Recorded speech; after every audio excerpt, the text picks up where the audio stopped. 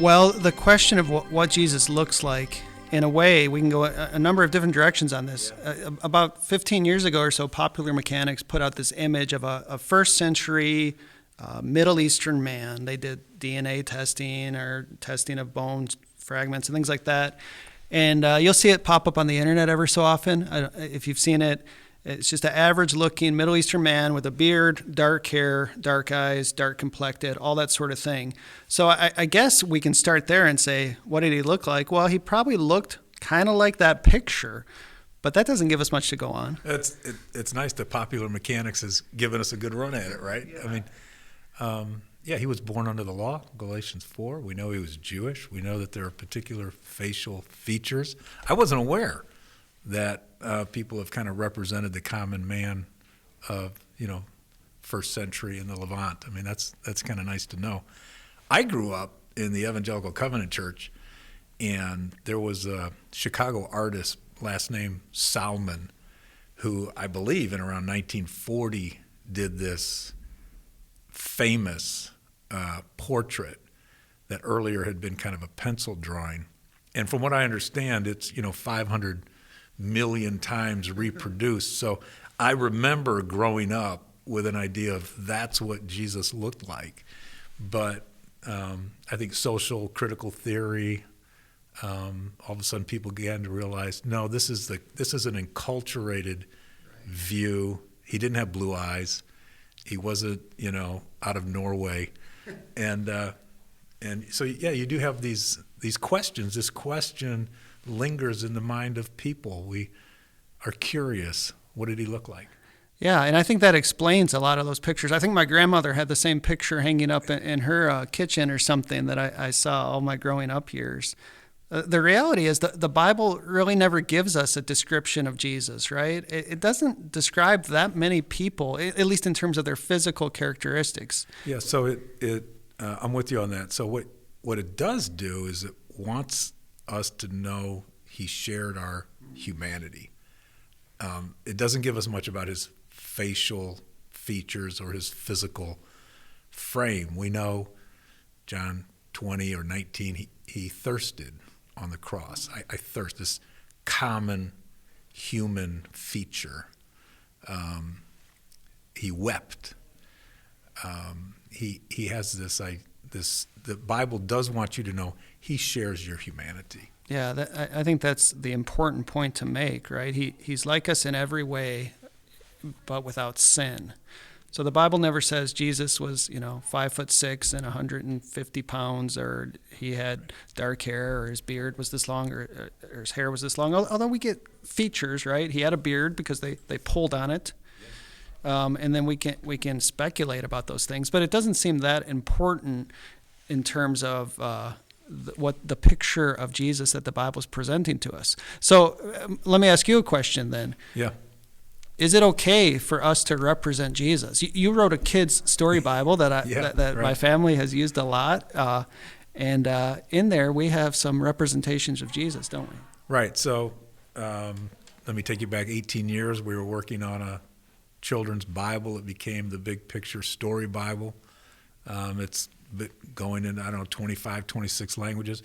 But one of the critiques has been, have you violated the second commandment? Have you, in illustrative form, depicted an image of Christ that the scriptures actually would have us steer clear of? And at first I wasn't quite sure what to do with the critique. But in regard to the question, what did he look like? All you got to think about, Chris, is like church history, the humanist movement, art, the great masters, this depiction of, Mary, an infant.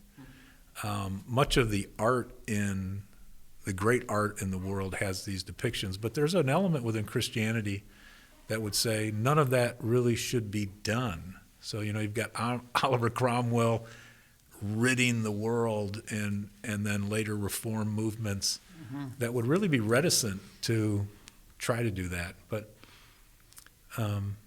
maybe what we ought to do is say the Bible's concern isn't with the image. Hebrews, we know he's the exact icon, the image of God. but it's with the idea, image and idea. That's good. The idea is he represents us, that in him we see the fullness and glory of God, John 1, and that people did see him. Yeah, and in him, the fullness of deity is contained bodily. And it's hard for us to wrap our minds totally around that, what that means. And I think you're right that throughout church history, even go back into the 7th, 8th century, there's the iconoclast controversy.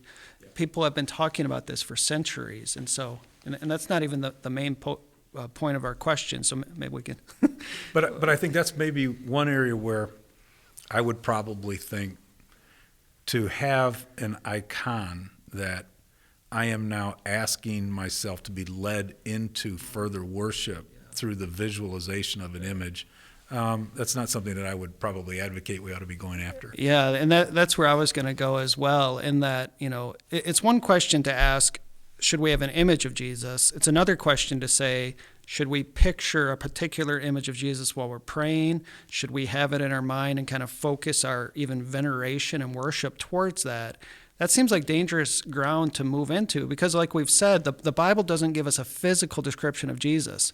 So if whether it's from somebody else's mind or our own imagination, we're creating this physical depiction of Jesus that we're then praying to. That strikes me as inching close to, if not passing the line, into idolatry. Yeah, I don't have a problem with that conviction that you share. Recently, I was preaching through the Gospel of John. And in chapter 1, in the prologue, he's borrowing this language about nobody has ever seen God, but this one explains him. And he talks about Moses and going from glory and the glory of God. And it's borrowing on, I really believe, Exodus 33, where Moses says, I want to see you. This longing to see God. And he says, well, nobody sees me. You go in the cleft of the rock. And what's fascinating is the name of God is what comes through. So when our desire is for a visual image, what God decides to communicate is his character, his everlasting steadfast love, that he is gracious and kind and forgiving. And so to me, that's what we ought to be thinking about when we think about going to prayer, is focusing on those aspects. And that's what John does in the gospel.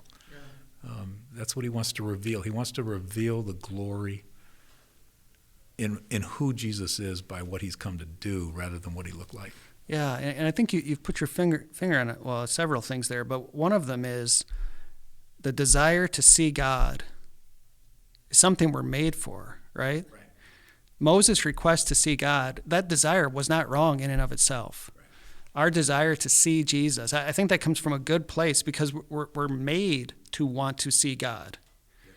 But what we get of him now is what you're describing. It's this description of his character, and we get to know him more by getting to know more about him. But the hope in all of this is in 1 Corinthians 13, Paul tells us that, we see through a mirror dimly right now, but one day we will see face to face.